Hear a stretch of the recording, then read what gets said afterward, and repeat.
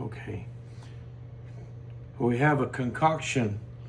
She says she doesn't know if it's caldereta or afritada. So how about calditada? Something like that. And I'm sure it's going to be good because she's got all kinds of good stuff in it. Potatoes, that's my favorite part. Potatoes, don't miss your potatoes. You'll be hungry.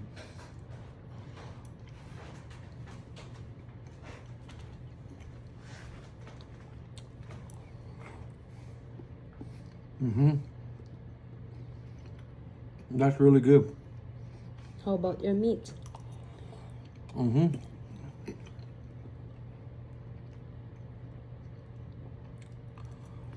Some of you might know. Some of you might not know. I'm not the biggest fan of rice. I like rice, but I don't love rice. I'd rather have potatoes. But this got rice too.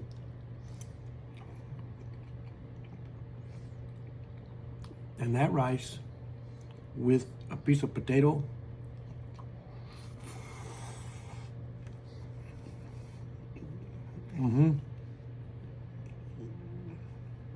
That's good. And a piece of pork.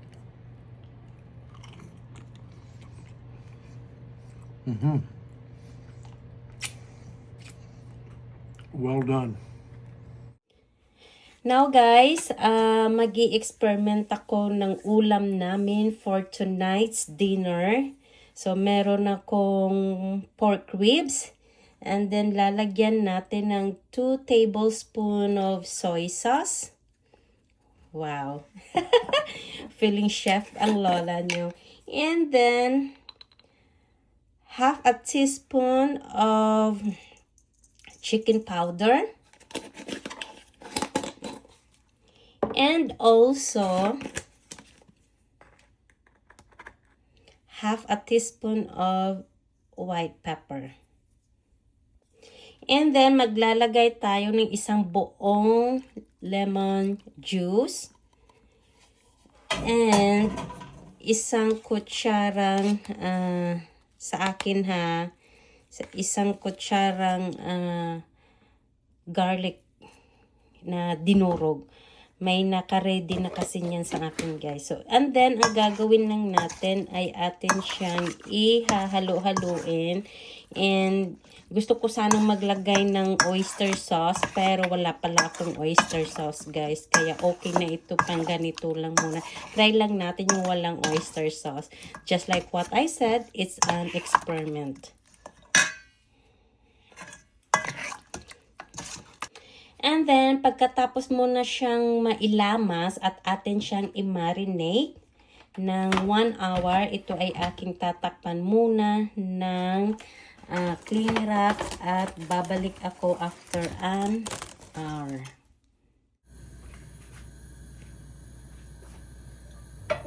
Magluluto tayo guys ng ating hapunan at ito ay isang pacham lamang. So, gagamit ako ng used oil para sa pagprito ng ating patatas at carrots. Yung iba, pag magprito ay sineseparate nila. Ako din ganun din guys. Kaso lang, ito ay isang madali ang luto. Kaya, ibuhos ko na lahat. Para mabilis ang luto lang kasi late na guys. At ngayon pa lang ako magluluto ng aming hapunan. Yun. Wala namang masama kung isabay-sabay yung pagprito. Diba?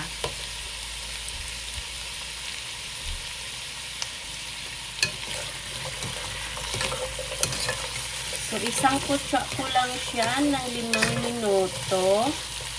Or it depends kung mag-lightly brown na siya. And then hahanguin ko siya at ipiprituhin din natin ang ating pork ribs. So atin nang hahanguin ang ating piniritong patatas at ano ba to? Carrots. Parang hindi pa kilala kung anong klaseng gulay ino. At ngayon ay magdagdag ako uli ng mantika.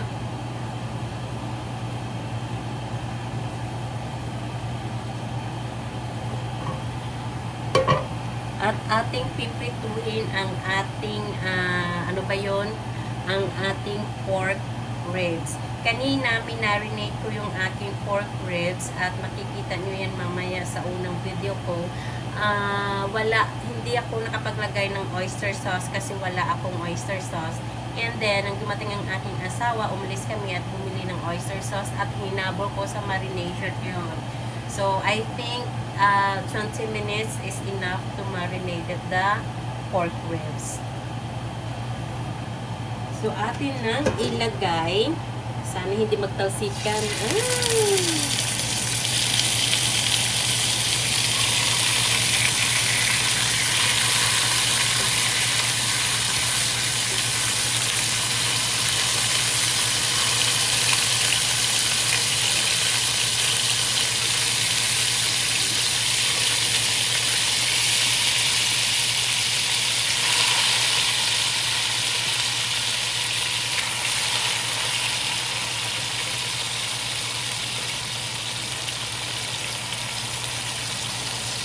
Akin na ito kaninang drainade yung sauce para hindi masyadong tasik-tasik pag ating itong i-prito.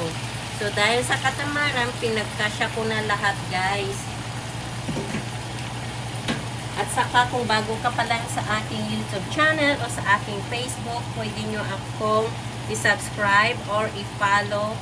At ganun din guys, kung saan kayo nanonood, ilagay nyo kung saan kayong lugar nakatira o nanonood at aking i-shoutout sa sunod na video.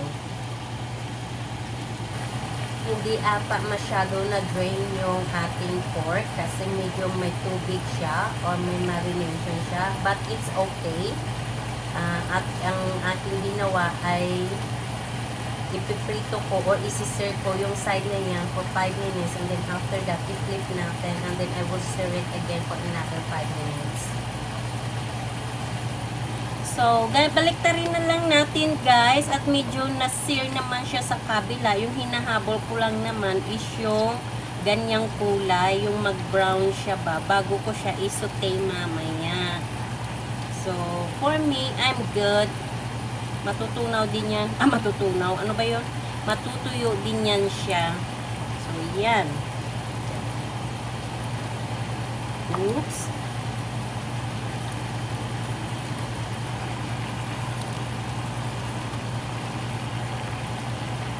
Ayan. See? Yan ang gusto kong kulay, guys. Diba? Ang ganda niya. So, ngayon guys, akin na itong hahanguin. Saka ang ganda ng sauce niya. Tatanggalin ko to yung sauce.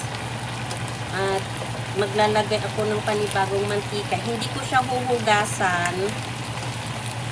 Actually, pwede ko naman siyang igisa yung sibuyas. Ay, yung bawang sibuyas. Kasi may mantika pa naman siya kahit papaano. Kanya-kanyang style ng luto lang ba? Diba? Oo, hindi ko na to tanggalin ang sauce.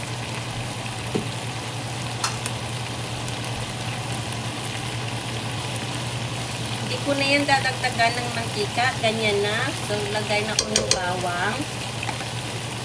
So, may ready na akong bawang. Ang ginagawa ko,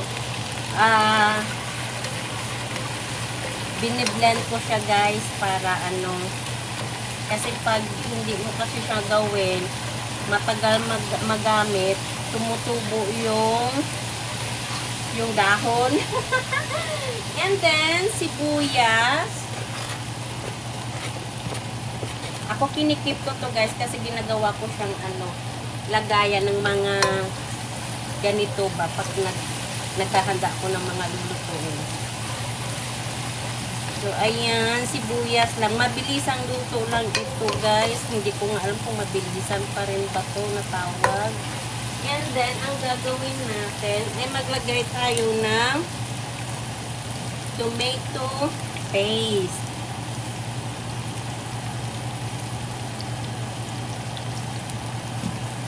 Isutay ko muna yung tomatoes, ay yung tomato paste. Ewan ko kung paano nyo ginagawa yung inyo, basta yung akin. Isusutay ko muna siya. O, diba? Bango guys, bango.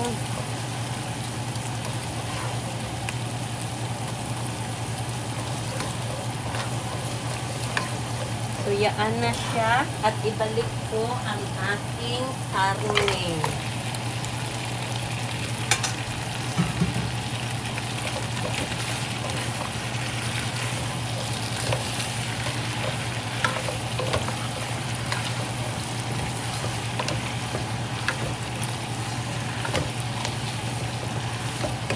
Diba? Para mabilis mag-coat yung tomato paste sa ating karne, guys.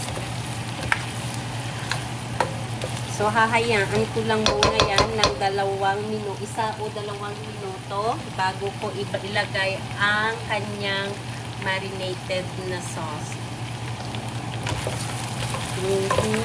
And then, ilagay na natin yung pinagbabaran kanina. Yan.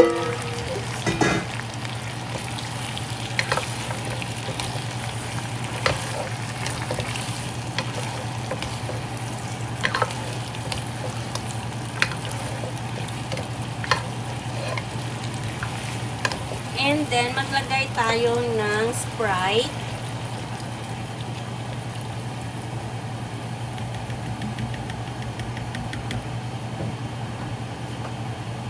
Halo lang.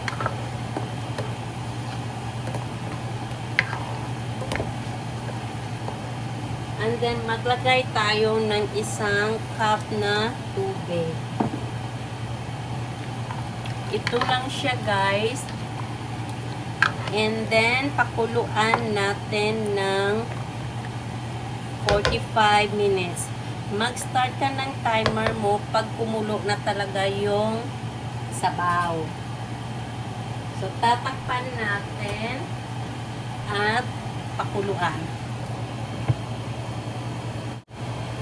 So, nag-set ako ng 20 minutes. No, ang may baryo. The reason why I set, and this is look it like now, and now I'm gonna put the carrots and the potato. Oops. Tap yun ha.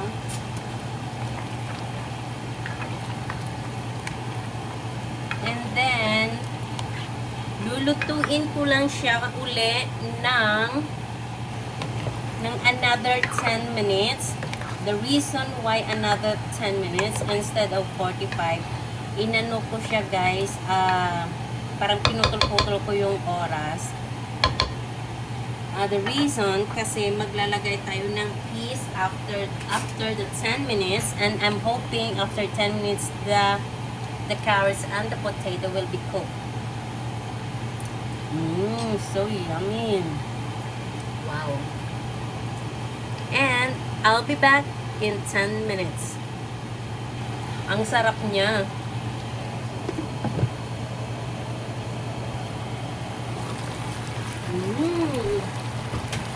Ang masarap siya guys. Mukha lang. So, hindi ko na siya lalagyan ng kung ano-ano pa. Kasi sa marination ko kanina, naglagay na ako ng chicken powder, ng toyo, and white pepper.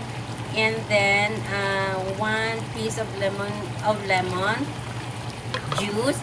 And then, oyster sauce. Yung oyster sauce, guys, hinabol ko na lang yung pag-marinate doon.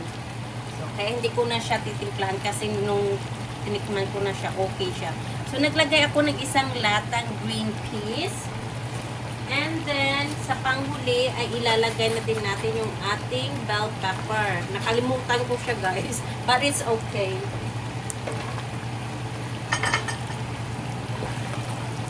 So, for me, hindi ko na siya patatagalin pa yung pagluto. Kasi yung peas, luto na rin kasi yung peas na yan, guys. And, siguro after a minute or 2, pwede ko na siyang itanggalin. Kasi, ang sarap niya. Super. Tsaka ayaw nila yung durog ang patatas mo. Okay?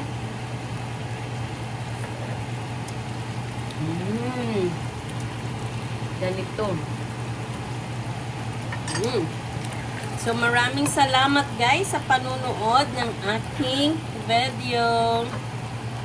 Sana'y nagustuhan nyo at nang may natutunan kayo sa aking niluto ngayong gabi.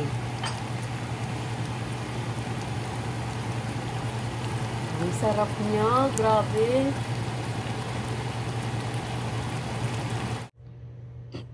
Okay. We have a concoction. She says she doesn't know if it's caldereta or afritada. So how about calditada? Something like that. And I'm sure it's going to be good because she's got all kinds of good stuff in it. Potatoes, that's my favorite part. Potatoes, don't miss your potatoes. You'll be hungry.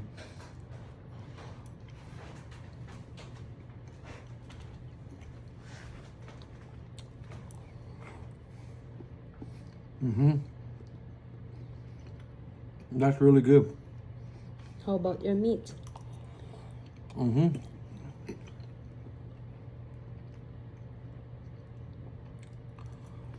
Some of you might know. Some of you might not know.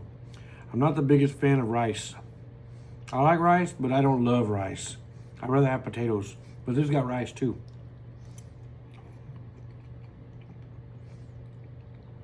And that rice with a piece of potato.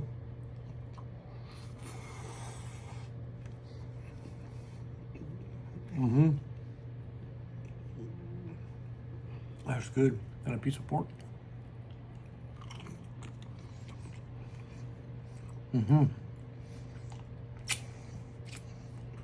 Well done.